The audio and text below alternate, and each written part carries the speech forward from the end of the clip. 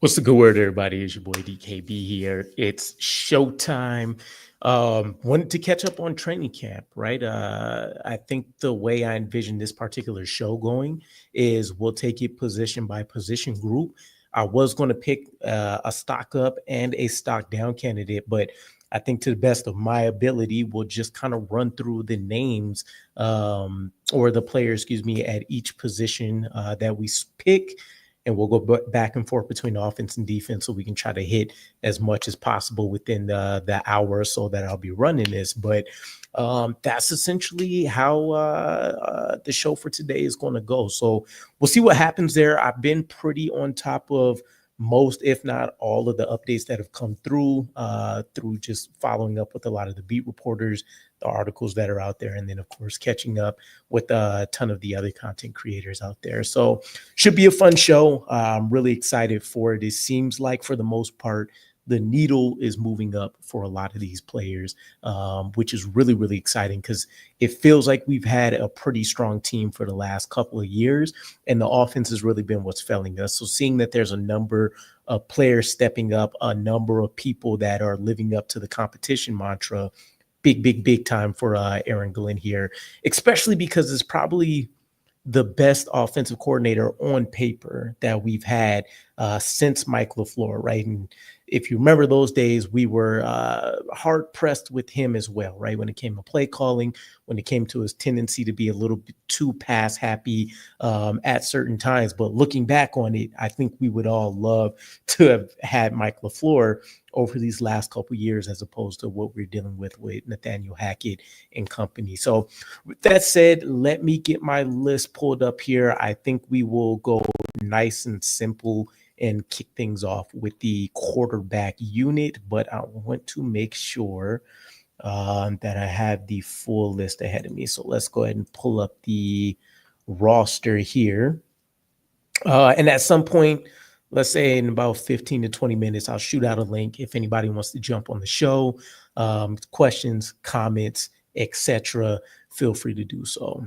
Okay, so maybe we'll do it this way. We'll break it down the way that I see it on the New York Jets website, right? Let's go here. Okay. So here's what we'll see, and we'll break this down based on what it's displaying here. And we should switch up at some point, right? Now, Gus Hartwig, not fully familiar, right? I believe this is an undrafted free agent that we picked up. Plays center, of course, but he did suffer a injury today, I believe. It was a lower leg injury. He wasn't able to walk off over. He wasn't really able to walk off immediately. I think ultimately he did under his own power. But I think he's an undersized center, right? I think he's weighing. Okay, I thought I remember seeing something like 290-ish.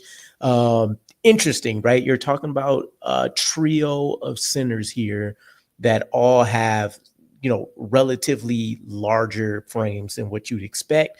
I think the ideal center build in most people's mind would probably be about 6'3" or under. And then depending on your scheme, you're talking about ranging from maybe low 280s to like 315-ish pounds. Somewhere in that frame is probably going to be the best option for a lot of these centers to pull out the athleticism needed, but also the power to be able to withstand bull rushes, etc.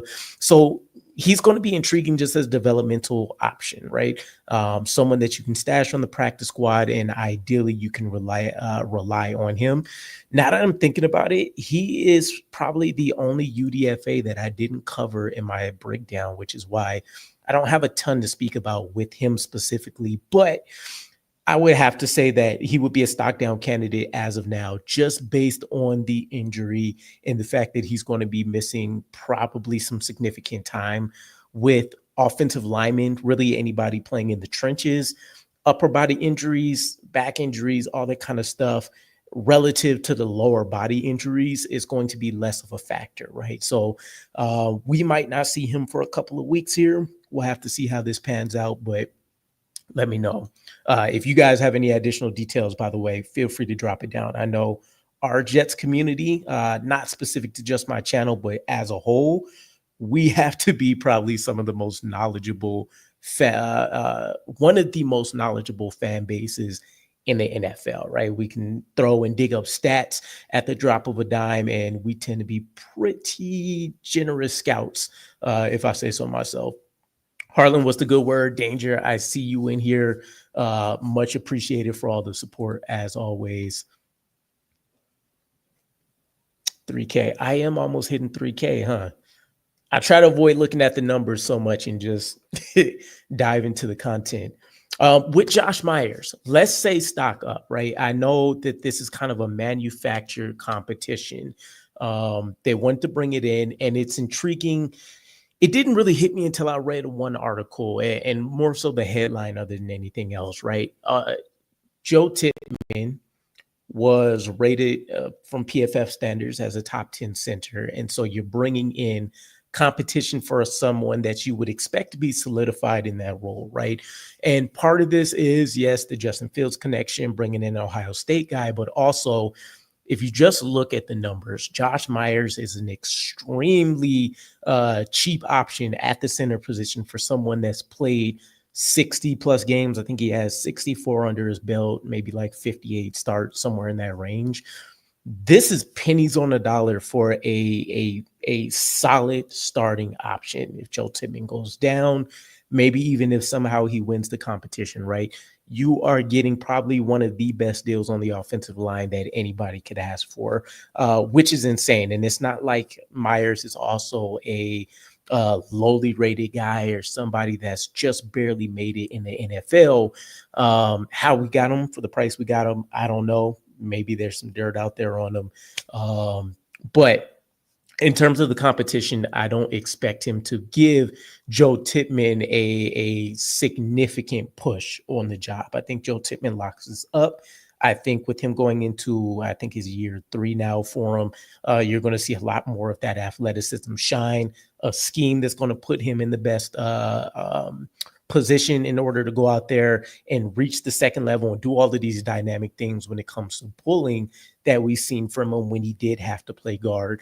And then, of course, when he's afforded the option to do so as a center. So there's a lot that works in his favor with the size that he brings, just like it's a lot that works against him when it comes to leverage and stuff. But I feel like compared to what you've seen out of JMS, for example, and some of the other more recent centers, it's less of an issue for him. So up for Josh Myers. I would say up for Joe Tippmann, just based on the fact that it doesn't seem like there's really much of a conversation to be had about this competition job, which should ensure that we are continuing to see developmental steps from Tippmann. And as Aaron Glenn has already highlighted, a level of consistency, which is going to be the token word for the entirety of this team as we continue throughout training camp. So recapping with the center position, Hartwig stock down, mostly because of the injury and generally the lack of skill set that I'm aware of.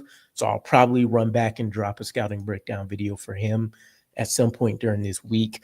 Josh Myers up, extremely affordable, dependable backup option. And there's really been no negatives from him either, right? Nobody's pointed out one way or the other from any of our centers, whether there's been errant, what am I trying to say? Errant balls that have flown back that the quarterback wasn't aware of, or anything like we were seeing with the issues last year, which is also a huge plus for Joe Tippmann, right? Don't forget, this time last year, we were absolutely willing to put him to the slaughter for all of the passes that were going past over Aaron Rodgers, and we thought it was him, right? And there's still got to be some level of truth to that, but also with all of the miscues with Aaron Rodgers leading that offense last year, I have to imagine that maybe some of that was him, right? Maybe it's old man hands. Maybe it wasn't clear enough communication. Who knows? But for whatever reason, it hasn't shown his face this time, and that's a big plus for us. Jets fans since birth. Salute to the host and to all the present and future subscribers. Much appreciated, my man. I know there's a couple new folks in here as we've been continuing to build this community. Also, teaser, I guess, more than anything, I'm still trying to figure out the kinks and how all this will work. But I'm working on trying to release something new that'll work in tandem with the channel and all this kind of stuff. I just got to figure out the technical piece, and then of course who I can kind of bring along initially for it, right? So stay tuned for that. I'll probably drop some in a post or something at some point, but let's keep it pushing. So we have cornerbacks up next. Jarek Bernard Converse, I would say stock down right now. He's an interesting guy because he's still young, right? He's only 25. He was a rising candidate from training camp last year. We heard all of the praise about how often he was consistently making plays on the ball, or at least being able to break up and stop all of this. And the athleticism and maybe even the eye discipline from when he was a safety. Don't forget, we converted him from his natural safety position, really shone last year, and it allowed him to make the roster. Didn't get to see a whole ton of playing time and stuff out of him. I don't even remember if he was available for that Eagles game last year. But when we got the opportunity to see him, he shined, right? Now, you can take some of the recent additions one of two ways, because we picked up 2 or 3 defensive backs within the last week or so, maybe the last 2 weeks. One, they feel like the bottom of the defensive back roster isn't quite where they want to see it at, and so they're looking to continue to compete and raise the level of competition there. Or just in general, the staff knows what they can do in terms of developing DBs. They just want to make sure they have the best at their disposal, and so it's ultimately a non-factor for some of these guys. But JBC has really flown under the radar so far. Didn't make a ton of noise during OTAs, hasn't really made any noise over the course of training camp with this first week. And maybe with the pads on, again, you're going to see certain guys shine. You're going to see certain skill sets come to the forefront. Maybe that changes for him. But in the worst case scenario, Jarek Bernard Converse should be a trade chip for us, right? He's shown enough flashes last year to where there should be some intrigue for some teams. I'm not sure he's going to even be a great practice squad candidate, just in terms of him compared to a lot of the UDFAs we brought in, and maybe even some surprise roster cuts that include guys from last year, like Quantez Stiggers, for example, et cetera, et cetera. So we'll see how that plays out for him. But as of now, I would say stock down. If over the course of 2+ months of practice, right, taking into account training camp and OTAs, you haven't been able to make a standout play appearance, something of note for someone to highlight at this point, that doesn't necessarily bode well for you. If it's not a position where you want things to be relatively quiet, like offensive line, for example. And to that point, right, I think I've commented on like a couple videos and stuff where it was like, what's going on with the Olu, right? And then luckily we got the origin story and all that kind of stuff. But still, it was like, what's going on with Olu? We haven't heard anything. Is this good? Is this bad? Who knows? Harlem, what's the good word, my guy? We are chopping it up about our stock up, stock down position group. So hopefully you guys learned some new details. If not, you kind of have my takeaways from what's going on, but glad to see some of y'all in the building here. MC2, he's an interesting guy, right? Because I think he's kind of in the middle of this stock up, stock down conversation. He's made more plays in the last couple of practices, from my understanding. So that definitely bodes well. And I think there's been a couple of players that have mentioned kind of how locked in he's been. And obviously he had the injury scares from last year, which really sapped a lot of his ability to play up to his standards and kind of what we've seen from him before. But with his contract, right, he's only a year removed from extension. And unfortunately, last year again was tied up with a lot of injuries. This year, he almost has to bounce back, right? Because any new regime coming in that has, let's just call it an albatross of a contract, they're not committed to continuing to pay someone that they don't have full confidence in big dollars. And you have all of these guys that are coming in behind him, like a Jordan Clark or a Quantez Stiggers, that are going to be much cheaper. Kind of think of it as like a blank slate, an empty canvas for them to develop with their techniques and what they want to see, as opposed to having to get guys retrained from any issues maybe that they see from previous staffs, for example, right? And there's been a lot of Aaron Glenn I won't even say gloating, but maybe highlighting the changes in coaching and what that is and isn't bringing out of some of these players. So with MC2, if we had to pick one, I would probably say stock up just based on some of the recent activity and the recent reports of him being active and flying around the ball and kind of seeing like he's returning to form. But this could probably flip pretty easily for him, right? And it is all an optic situation with him. So if the consistency ends up being there and we see what we've seen throughout the course of his rookie contract, he'll be just fine. But know that those conversations will be intensified, right? It's going to be a hidden storyline throughout the entirety of the regular season with how he's performing in relation to his contract and what ultimately will be him moving into another contract year going into 2026. Jordan Clark. So to this point, right? Jordan Clark, you look at the size, right? Essentially similar to MC2, just a tad bit shorter in the height department, but he brings obviously the pedigree, being Ryan Clark's son. He brings the development of coming from Notre Dame, playing in a ton of big games, also being a reason why they were able to be in a ton of those big games with some of his playmaking ability. And this is kind of your defensive version of a Mason Taylor, right? Except he's just he's not anointed as much as, a Mason Taylor hasn't done relatively the same amount of production, I guess you can argue, or maybe developmental leaps as what you've seen out of a Mason Taylor. But before Notre Dame, he came from, I believe it was Arizona State, and really ended up changing because there were some coaching staff switch ups and stuff like that. His dad had to convince him to go to Notre Dame, ends up being really good for his career, ultimately still goes undrafted, but this is going to be, he's going to be up there with like your Dean Clarks, right? As a guy that has a vast amount of experience. You love the skill set and what he can offer. And really, the only question is going to be how much of the physical limitations are going to impact what he can succeed doing in the NFL. And that's going to be the question for a lot of these slot cornerback types, because you generally don't have bigger frames there because you need loose hips. You want guys that can swivel pretty well and play read and react. But that last piece, the read and react, I think is where Jordan Clark can excel the most. So it's a good pipeline look, if nothing else, right? Being able to learn from MC2, who prior to last year is arguably one of the top 2 or 3 best defenders playing out of the slot or the nickel and all of these different alignments that we have him in. But being able to learn from someone like that, and especially you don't really have to change a ton because you're talking about the same kind of physical dimensions, is a huge multiplier, in my opinion, on how you can get guys sped up in development. So right now, it's been a nondescript. If anything, I recall some comments from OTAs where he was losing a lot of his matchups and kind of having a bad start. So let's say he's going to be in the stock down let's say he'll be in the stock down territory here, but this is a guy that could have a pretty quick bounce back as well. This will be a good indicator for guys like him, and also relating him to guys like Dean Clark.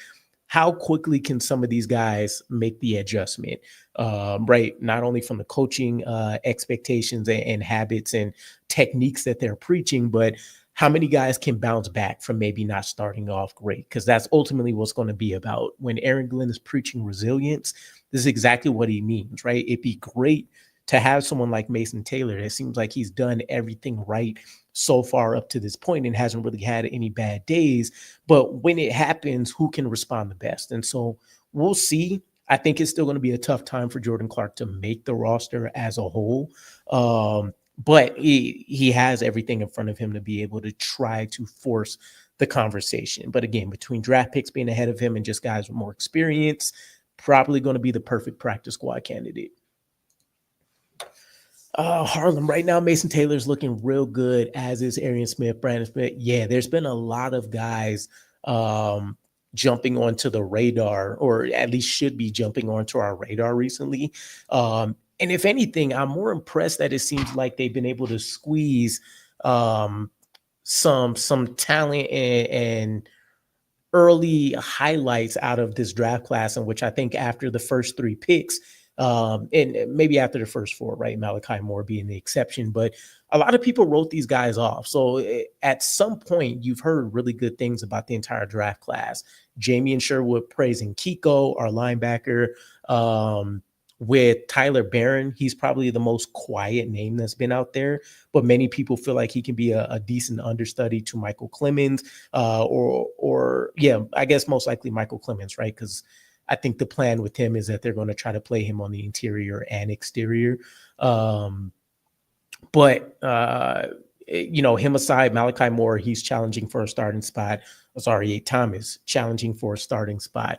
Arian Smith, potential wide receiver 2 candidate. And then, of course, we know with Armand Mimbu, he's already pretty much locked into the starting right tackle role. So really, really impressive work. If we can find a way to consistently do this with our draft classes where guys are balling out immediately, it's going to change the dynamic for us very, very, very quickly, right? Also, don't forget, we put together our front office and our coaching staff pretty late within the process. So we were skipping things like the Senior Bowl and the Shrine Bowl and all of these important events where you can, get a further leg up on some of these guys like the seniors and some of these day 3 players. So next year should be even better. And we'll see how Darren Muji maneuvers when it comes to building up his draft war chest.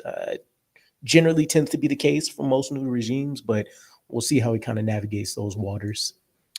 John, what's the good word, my guy in the building? I think MC2 is going to have a bounce back under this coaching staff. Yeah, it's hard, right? I think if I look at MC2, I think he's shown enough to say that he can operate out of multiple schemes.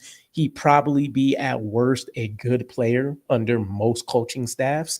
I can't really see him being bad as long as he stays healthy. It's always going to be the issues where, you try to put him in a bad matchup position with like a big, X wide receiver or something that could play in the slot. But as it relates to like him getting burned by speed and all this other kind of stuff, he seems to have answers for most of those situations. Rep New York, what's the good word? Alvaro, what's the good word, my man? I haven't seen you in here before. It's a new name. Maybe if you commented on the videos, it pops up as something else, but appreciate having you in here. Harlan, want to see the O-line able to open up holes for the running backs, also able to pass block. Yeah, I think I'll be more curious, right? I posted a lot of stats from what the Detroit Lions did last year, not only defensively, but offensively. And I was actually shocked that they ran as much outside zone concepts as they did. But I'm wondering if maybe we go back to an equilibrium and it is a much closer 50-50 alignment to make sure that you're still getting Braylon Allen running between the tackles and knocking some of these DTs and stuff that want to try to arm tackle on their butts, lighten up a couple linebackers before switching it up. But this is the best stage that we've set in order to do this, regardless of whether it's outside zone. We want to do in between the tackles. We want to run a lot of counter or pulling concepts, power. We're set up to be able to at least function with a lot of these really, really well. And it seems like Braylon Allen's taken another step this year, which is a great sign. And Breece Hall at least has been consistent with showing some explosiveness throughout camp. So really, really excited for it. You meant Michael Clemens. Got you. Yeah, I think the staff has it seems like they really supported him, right? He's taken up a lot of the Jermaine Johnson reps right now. And probably rightfully so compared to, a lot of the candidates behind him are UDFAs or like veterans. So, I mean, I don't know. I'd love to see him bounce back. If we can see more of the pass rush development than anything, I think you're talking about a complete turnaround for him. He's essentially always been a better run defender for us than anything. But I wonder if we see shades of what we saw out of his rookie year and finds a way to maybe earn a cheap extension. Ready for preseason. Yes, I think, what is it? I think the first game is August 8th or something like that, right? I think it's next week anyways that it starts. think there will be packages where we see all three running backs at the same time. I heard this floated around. I don't remember if I've seen this on an interview or if someone just was kicking the tires on this idea in maybe like an article somewhere.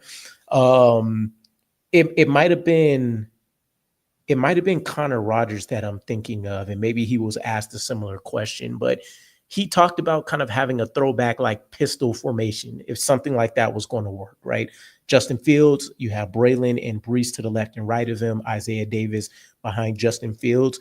And that way you can operate a lot of the RPO, you can operate a lot of passing concepts, and you can operate a bunch of counters and misdirection, a bunch of different things like that as well, while having all three of these guys out there. So I could see something like that happening. Will it be a staple of our offense? Probably not, but you could potentially build some of the trickery if Tanner Engstrand ends up leading into that based off that formation.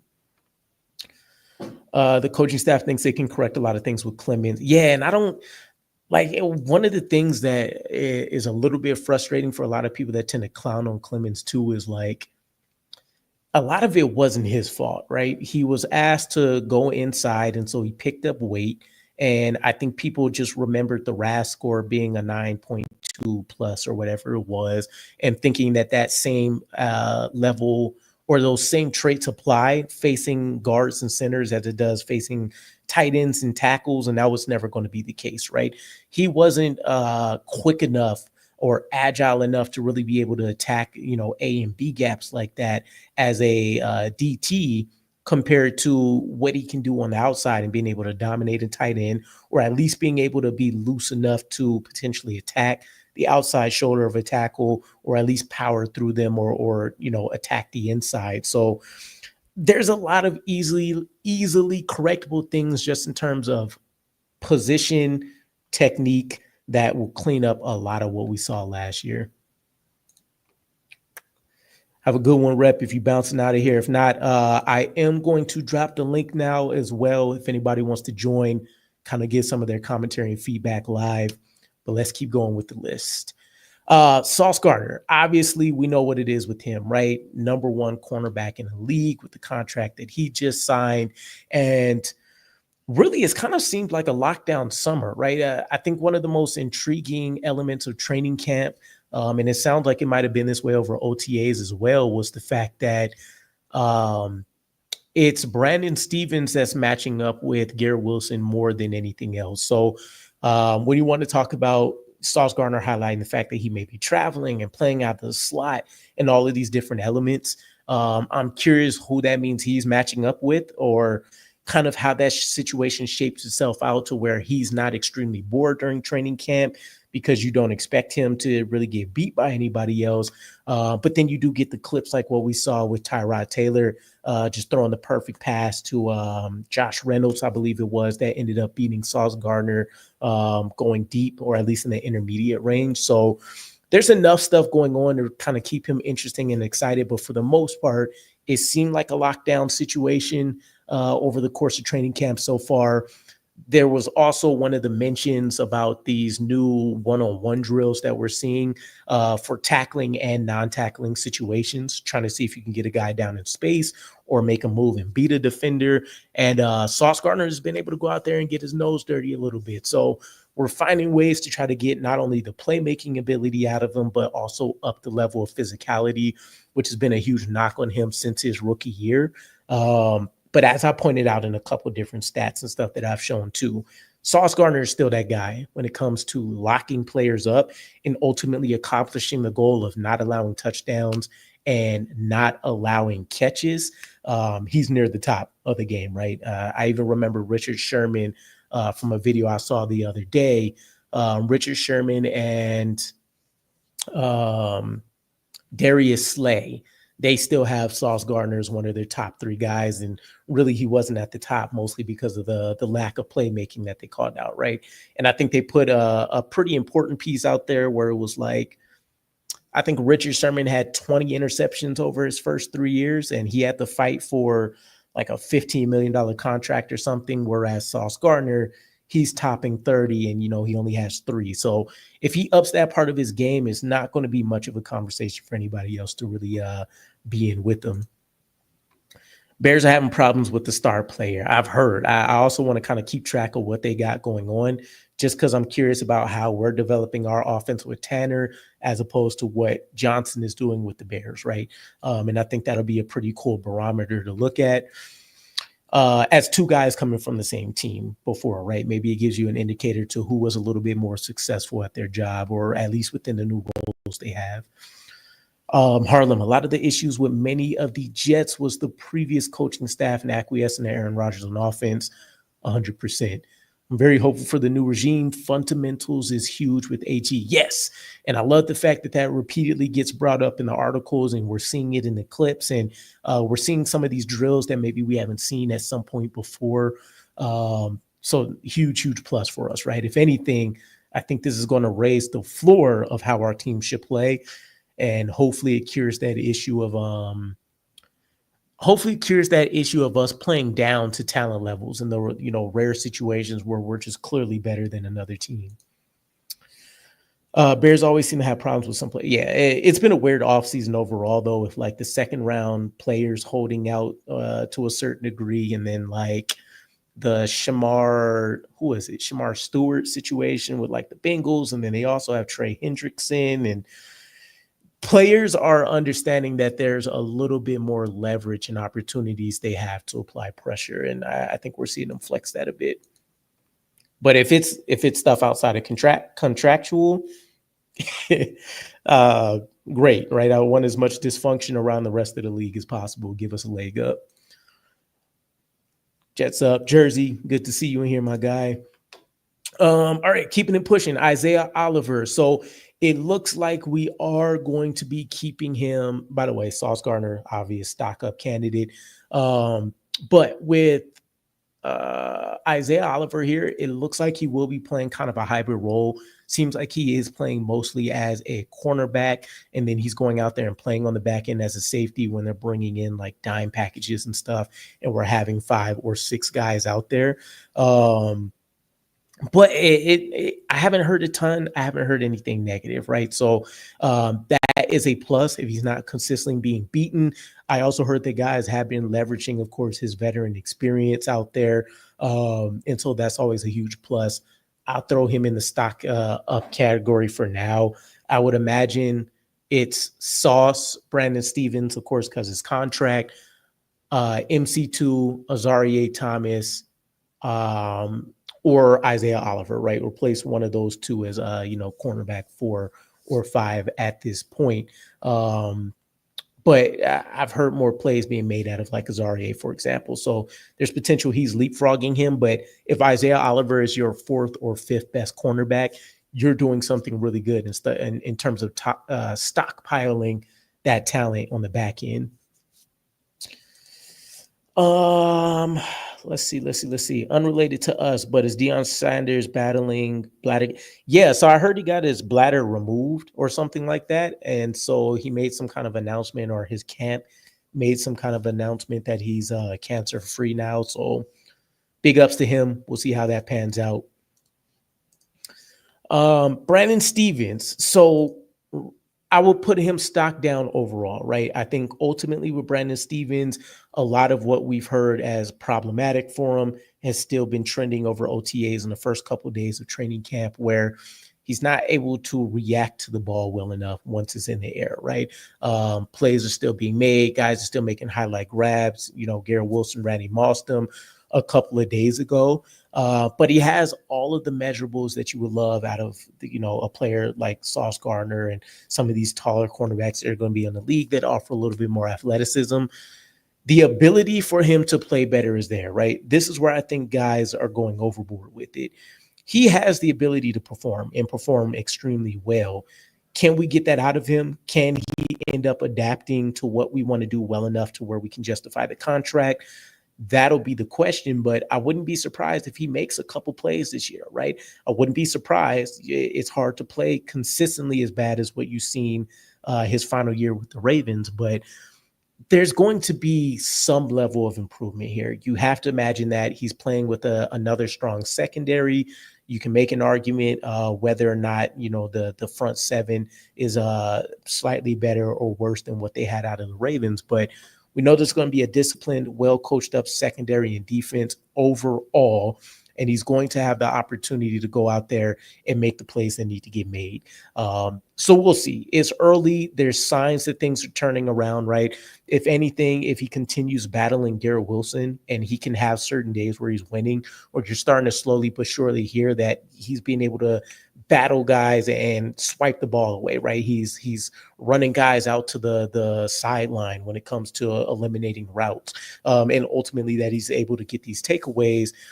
People are going to start, having their foot in their mouth. So ultimately stock down, but I think you're starting to see small signs of a potential turnaround with him, which is a win for all of us, right? We shouldn't want to see anybody failing that's wearing the green and white for us. But obviously with the contract and relative to other people we could have picked up, people are going to be reasonably upset. Stiggers. Unfortunately, I want to say stock down right now. I don't know if this is due to lack of plays. I don't know if this is just, as people have been trying to point out, it's a new staff. Nobody has a commitment to him. Obviously, again, another kind of undersized guy, which I don't think is necessarily true, right? Slightly bigger than MC2 and stuff like that. But a player that's lacking natural experience playing cornerback, again, because he played in the CFL. But he's adjusted to everything he was asked to do. He was a guy that I really, really loved last year, played on multiple different type of fields, multiple different settings, shown out every single time. And this is a guy that has the commitment, the attitude, the mentality, and already really encapsulates the resilience that we've heard as the mantra this offseason. I'm hoping and praying he finds a way to stay on this roster, right? I don't want to open him up to cuts and him potentially being grabbed by someone else. Also still just a really great story overall, but it's going to be a numbers game. He's going to have to find a way to make sure he can stay ahead of the sticks here. And so we saw, some hiccups last year in preseason. We'll see if the same happens this year, but if he can find a way to take to the coaching and the teaching pretty quickly, I'm hoping he gets stashed again. I remember in the offseason, before things officially kicked off, there being talks about, before we added guys and stuff, could he be in the conversation to be, a boundary receiver with Sauce Gardner? So didn't come to fruition, but that's just kind of the nature of what people think he could end up becoming, right? So if he ends up having a Jamie Sherwood breakout where it takes another year or two, you wait, and then he finally gets his time and he shines, I'm perfectly fine with that, but I'm hoping he can find a way to stick. Corley needs to get it together with the drops. Yeah. I think I want to touch on wide receiver. They're down the list, right? So I do want to get to wide receivers, and we'll probably switch it up, right? Well, probably right after we break down the last couple players here, we'll switch over because I think it is definitely worth the conversation here.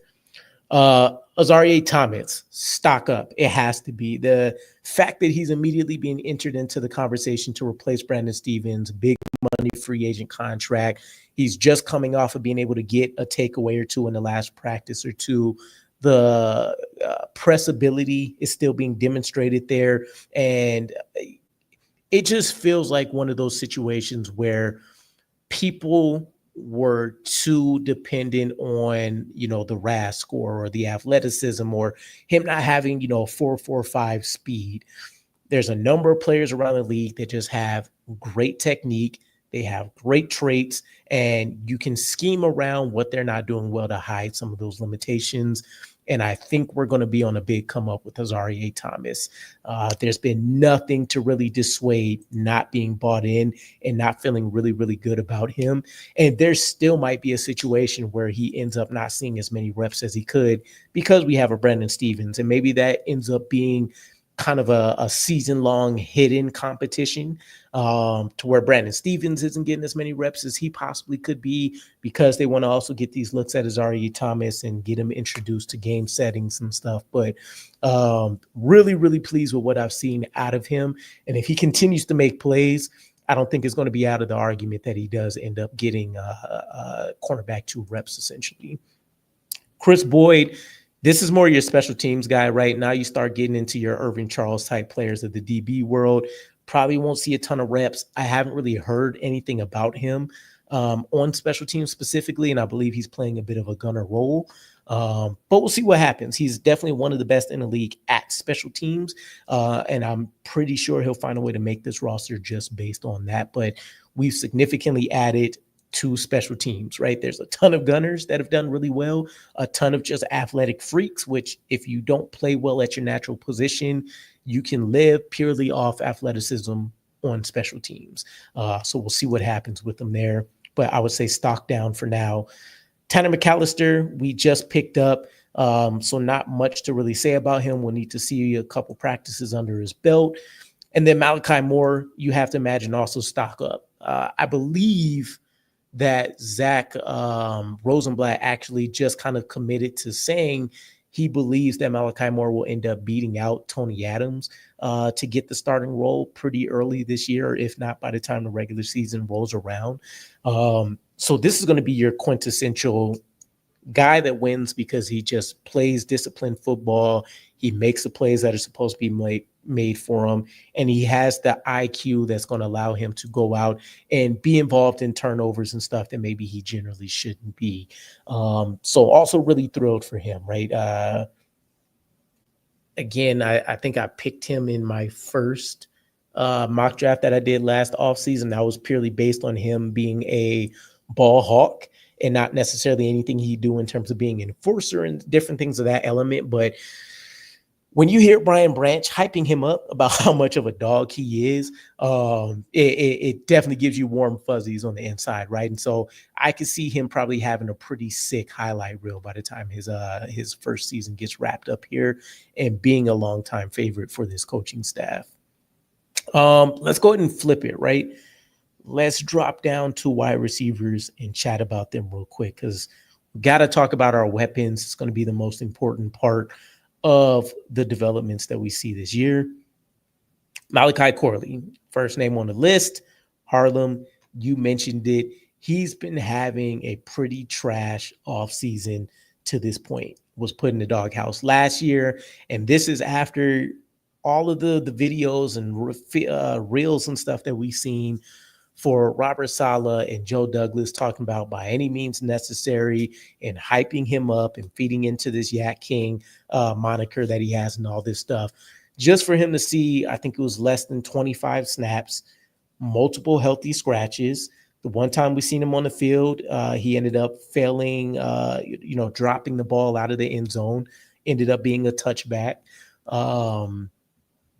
Just bad, right? And that's not a career-ending issue, right? We've seen plenty of stars consistently do dumb stuff. If memory serves me correctly, I think Deshaun Jackson actually has 2 or 3 of those over the course of his career and multiple other guys, right?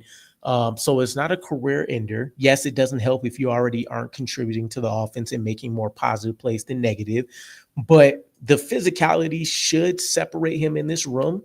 It's kind of tailor-made to be able to demonstrate those qualities, right? When you talk about the commitment to run blocking, when you talk about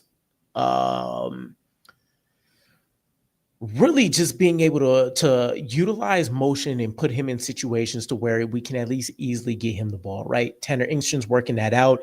He already talked about, the 1 or 2 days maybe that he wasn't there over OTAs or mini camp, in addition to just him trying to come back from injury and stuff like that.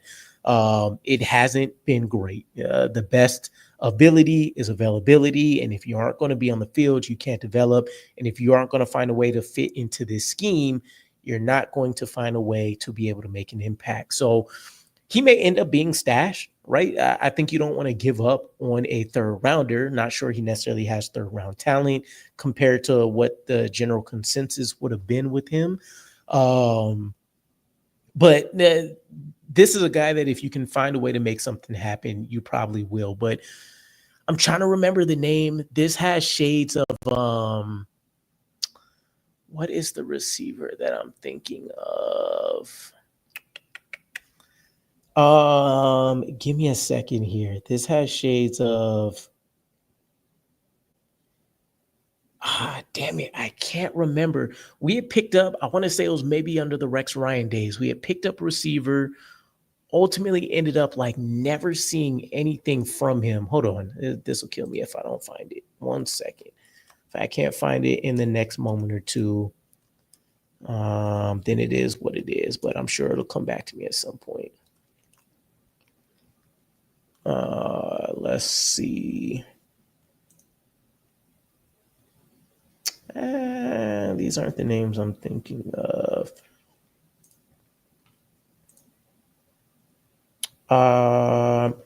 That's who it was. It was like a Shaq Evans type, kind of different skill sets and all that kind of stuff. But there was like a number of guys that we picked up in kind of that late day two, day three range, and they had interesting skill sets, whether it was speed, whether it was physicality, etc.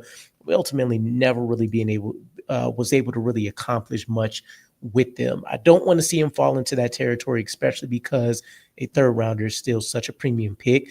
And he did have a touchdown like 2 practices ago, something like that. So he's still clearly able to go out and do something. But I would much rather see him be a guy that at least has displayed signs during training camp. Like we've had plenty of training camp preseason warriors, right? Guys that balled out against other competition, showed out during training camps, and ultimately could never accomplish anything in the regular season. Whether that was due to lack of opportunity, et cetera, is a completely different conversation. But right now, it's trending in a direction of where you can't clearly say that Malachi Corley won't get cut. And that's a terrible sign. With Xavier Gipson, he's also going to be a stock down candidate. I think to this point of training camp, as of even today's practice, undrafted free agent Jamal Pritchett has made more plays and he's done more as a returner, from my understanding, up to this point, and may clearly just outright beat Xavier Gipson. And so you go from one good feel-good story to another one. For whatever reason, it seems like Jamal Pritchett just has the better all-around skill set. Even when you go back to college and kind of compare the numbers and just look at the film, it seems like Pritchett was farther along as a receiver, more nuanced in what he can do against zone, and even being able to beat out man coverage to a degree. And I don't recall if he was actually a better returner as well, but I think he had 1 or 2 more touchdowns than maybe what Gipson had as well. So technically the overall better player, and considering Xavier Gipson, what did we pick him up last year? So he has a year or 2 under his belt. I actually think, he's going into year 3, right? Because he got the return touchdown in the Bills game where Aaron Rodgers went down. He should be farther along. This really shouldn't be much of a competition. It should be, can Jamal Pritchett hang around and maybe replace a Irv Charles or something as one of those, elite special teams guys, as opposed to can he come in and maybe win a starting slot receiver role or be that wide receiver 4. So tough for Xavier Gipson so far. Still seems like he's in high spirits, though. I know there's a couple of things that came out today I wanted to check out. But it's not looking good for his prospects of making the roster right now. Yeah, Devin Smith was another guy. Wasn't great for the comparison that I was trying to make, and I still feel like there's another name that wasn't Shaq Evans or like Jalen Saunders. But yeah, it just always seems like it's something, right? If we pick a weapon on day 2, inevitably something goes wrong, right? Him, Jason Morrow, it's rough for us. We can't seem to find a way to get receivers to perform. Tyler Johnson, the vet. So I know he's come on pretty strong since training camp at the least. He's made a couple of explosive plays. I know he beat, I think it was Brandon Stevens down the field for what should have been a touchdown, the way I understand it. And I think this was coming with him playing with Tyrod Taylor. So I'm curious where he falls. I think ideally, in a perfect world, you say that the depth chart looks like Garrett, Josh Reynolds, and then Tyler Johnson. I think you can make the argument that Johnson has done more than Allen Lazard at the very least. So I don't think we're in danger of seeing anybody get cut, but you are talking about a couple of players, a couple of veterans that all offer somewhat of this game's same skill set. Bigger size guys, generally strong hands, plus run blocking ability, and more natural athleticism for guys of their size than expected. So maybe he'll come on now that a little bit stronger now that the pads are on. and we see how he makes out um, in terms of being a run after the catch guy. I know Aaron Glenn highlighted in his press conference today I think it was a playoff game he was mentioning where he saw Tyler Johnson, two similar plays, two different outcomes, one that was stopped short, one where he was able to plant his foot and take off for like a 60-yard gain.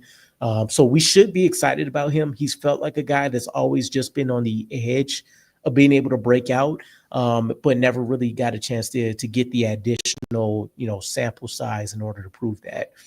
With Alan Lazard, I think you're going to say stock down. I am at the very least, right?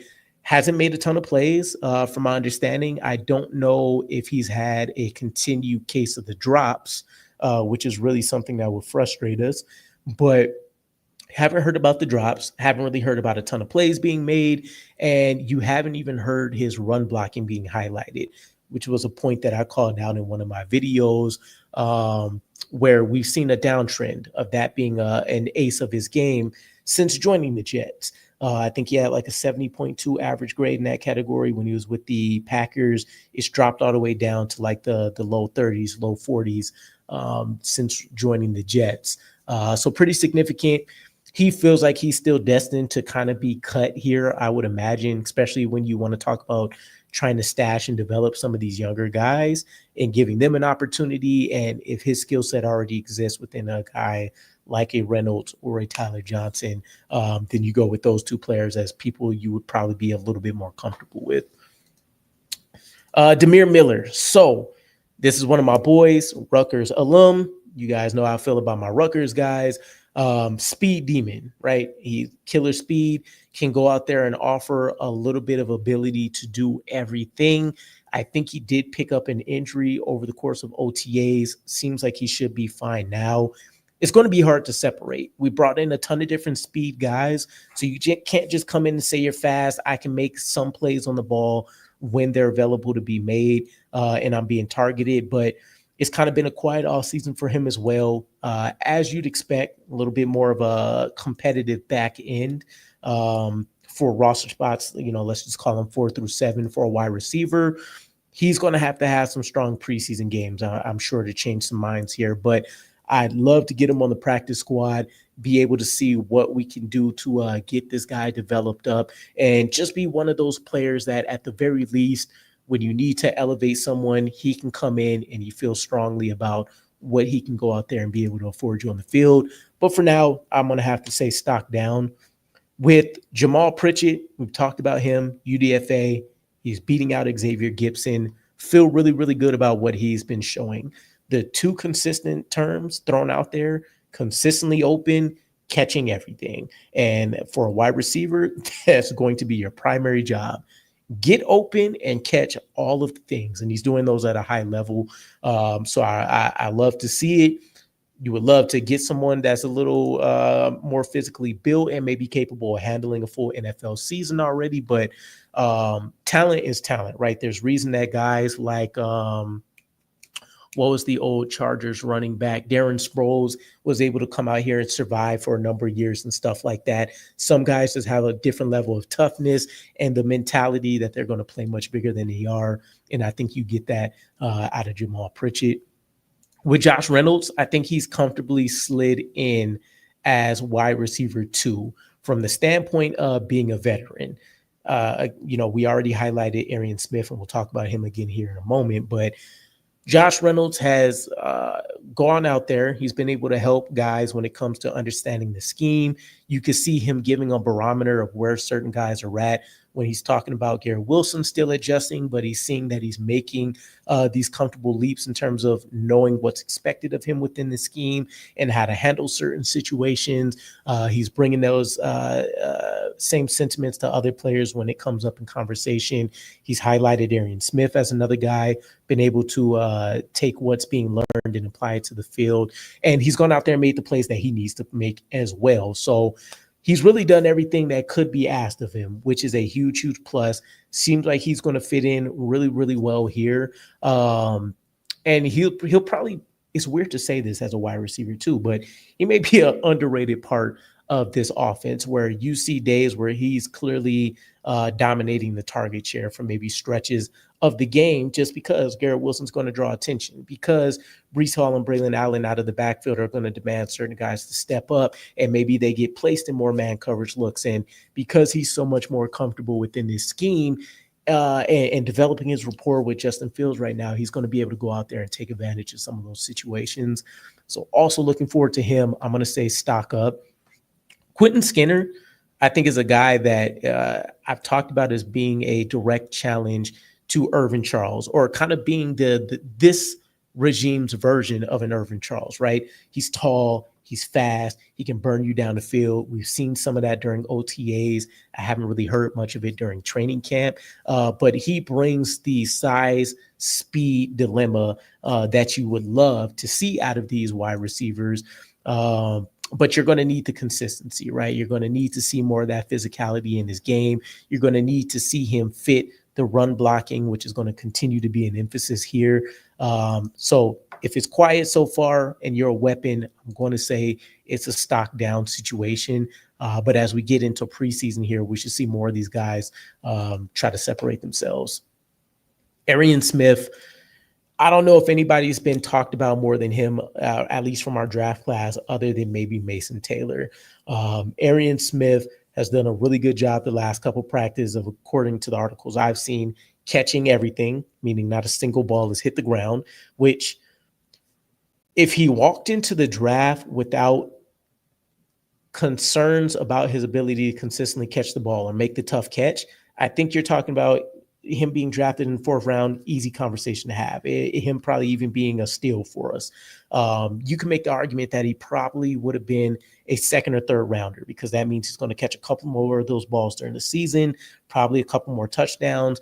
He already had, not too 850-ish yards, so not too shy from 1,000. And I want to say he had maybe 4 touchdowns. So you're talking about a potential 1,000-yard, 6-7 touchdown type of guy. 1 year, standout performer, of course, but compared with all the other things that he's going to bring, it's a plus. So you have Chris Banjo on the special team unit highlighting it and kind of drooling over what he could do there. You have multiple strong practices in a row that he's been able to stack together, going back to OTAs as well. And of course, you have his killer speed element and the comments about him consistently getting open as well. And the underrated part of his game is also that he is walking in as one of the better blockers as well. So things are shaping up really, really well for him. He hasn't had the health concerns. He hasn't had the hand concerns that I think most of us would have expected early. And it is a great sign that he is still in the conversation to be one of the top weapons going into week 1 for the New York Jets, considering he has 3 veterans ahead of him. He has a former 3rd rounder, Malachi Corley, who also hasn't been able to perform up to standards. And with Garrett Wilson being the only option on paper that is going to be one earning the lion's share of targets out there when we do go to the air, it's a huge plus. It's also a great sign that we've been able to get this much development out of him so early. Everything in the world could have gone against him pretty early here, right? The moment that we started having those first couple practices, and there were comments about, okay, he has a couple drops here and there, but we've heard about him being on the judge machine early. We're hearing the veterans praise him for what he's able to do. So, man, I can't just wait. I can't wait to see him against other competition, right? Because if I'm thinking about who he's beating out right now, you're probably talking about him facing Azarie Thomas, who's been able to ball out. You're talking about him potentially facing guys like Stiggers, JBC, who have done well in their own right at certain points. So he's not going against scrubs, and he's able to go out there and make some things happen. Huge, huge plus for us. Brandon Smith, I just dropped the video of today. Apparently he's been turning heads all offseason. He's been making pretty significant highlight reel catches just in terms of the explosive plays, but also the contested catchability. And I highlighted what he did last preseason and last training camp and stuff as well in that department. And he may be a guy that forces his way into this conversation. I'm telling you, the 4 through 7 spots for wide receiver are going to be a lot more competitive than we think. And are we going to see all of these guys? Are all of these things necessarily going to matter on game day? No, it's only so many balls going around. There's a commitment to the run game. Only so many guys are going to be able to shine on special teams. But this is exactly what you wanted to see. The floor of this unit looks really, really good in terms of the things that they're going to be asked to do. So Brandon Smith may ultimately not make this roster again, but it'll be a crying shame and more so just a shining example of what Sean Jefferson has been able to do, what Darren Muji and Aaron Glenn have been able to do in terms of bringing guys in, getting them developed, and putting them in situations within this scheme that speaks to what they can do really, really well.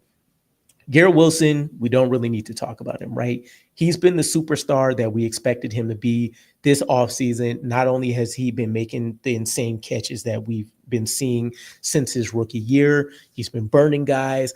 I'm curious how much of this, of course, is maybe him not consistently playing Sauce Gardner, as we tend to see, but he's going to get his share of wins, right? And one of the things I'm more proud of is just the fact that not only have we seen a little bit more of a physical transformation from him this offseason as he continued to try to get bigger, stronger, but we're hearing a lot more of the different elements of his game shining. The deep ball ability, we're hearing the fact that he is able to go out there and contribute in terms of manning and walling off his guy in the run blocking game. So for Sauce Gardner and Garrett Wilson to get the contracts that they have and not take their foot off the gas is a huge plus to us. And I'm looking forward to seeing everything that's really going on there for him as we get into the regular season, and just that chemistry, that former Ohio State chemistry with Justin Fields. And of course, keeping tabs on any semblance of what we saw out of Aaron Rodgers. Are there blowups, or is it conversations where he's just going back to the staff? He's going back with Justin Fields and he's saying, why wasn't I targeted here? Or what were you seeing? Or why did this throw kind of land here? These weren't the landmarks I was expecting, et cetera, et cetera. But it's been all sunshine, rainbows, and lollipops up to this point. So I would expect more of the same. And then with Ontarie Wilson, a.k.a. Pokey, I did hear his name during OTAs. Couple of solid grabs, couple of playmaking highlights. Nothing really since. I think with the most part, a lot of this wide receiver room is trending up. And we're not just consistently hearing of it, of course, because the attention is going to be drawn to Garrett, but there's just much more to cover, right? We have rookies that are shining. We're having guys that are having interesting elements to their game, whether it's speed, whether it's power, whether it's this offensive line that's also drawing focus because it's the best one on paper that we fielded in a long, long time. There's a lot of stuff taken away from this, but we'll see here. Ultimately, again, until we see these guys against different opponents, I think we're seeing as best as we can from a lot of these different players. They're making the plays that are coming their way. Tyrod Taylor helps in terms of also being able to evaluate some of these guys not named Garrett Wilson that may be playing with him, and also giving guys a chance like your Jamal Pritchett's, like your Arian Smiths, like your Ontarie Wilson's here, your Brandon Smiths, in order to try to stand out and make a play. And this is the reason why I've always felt it was very important to have a backup quarterback, because you could end up missing out on hidden gems. Some guys just might not get those consistent looks because you have guys like Brady Cook and Adrian Martinez that are selling balls over their head, or they're not able to hit, out routes or comeback routes consistently because they don't have the power to drive to the hash marks and different things like this. It's a good look for us, right? It's a really, really good look for us. So we'll see what happens. I do need to wrap up here. So if you guys want it, let me know in the comments, or as we kind of wrap up here, if you want to throw it in the chat, let me know if you guys want a part 2 to this, and we'll continue to run through the position groups that we didn't get to here. And maybe we'll learn a little bit more. I'll probably, if we do a part 2, I'll probably do it like Wednesday, Thursday, Friday, something like that. And we'll have a couple more practices under our belt by then. Hopefully a couple more padded practices as well. But if you guys want that, let me know. Other than that, I appreciate you guys hanging out with me. I know I've seen, I think something flashed and showed me the number as high as like 15 people at some point in here. So on a random Monday around lunchtime for people that's working and all that kind of stuff too. It's been awesome. Harlan, I can see you mentioning part two. Just can't have a player who only plays on special teams. Yeah, it's not ideal for me, right? Like when we had even Justin Hardy, it was great seeing what he did, but I did think that took away from someone else that even if you're getting an overall step back, it's also a step up because they can play two different elements. So I don't really love that specifically. And good point for the long snapper, right? I don't think anybody really ever is concerned with them, but um, yeah, it's not ideal because, like, even Irv Charles, right? He offers the ability to go out there and get on the field, and so does the majority of our candidates. If it comes up, there's probably going to be a couple of names, and it's mostly going to be UDFAs on the defensive side of the ball or guys that we brought in on the defensive side of the ball. So we'll have to kind of balance the pros and cons of that. And maybe I should turn that into a video as well when it comes to maybe like projecting the 53-man roster or something. But again, because my voice is running out, I feel it now, right? An hour's worth of talking feels insane, especially if it probably isn't back and forth. But I appreciate you guys. Again, one of the best communities. Building it up to almost 3K people is insane to me. And I haven't done anything else on like social media and stuff. So you guys are awesome as always. I'll catch you guys again. Hopefully enjoy the rest of your Monday. And it sounds like we'll definitely get a part two in here at some point. So let me know what you guys are thinking. Let me know what you thought about my commentary for a lot of these guys. If you learned anything new, if there was stuff that you wanted to add in there that you thought was important. And I'll catch you guys again. Peace.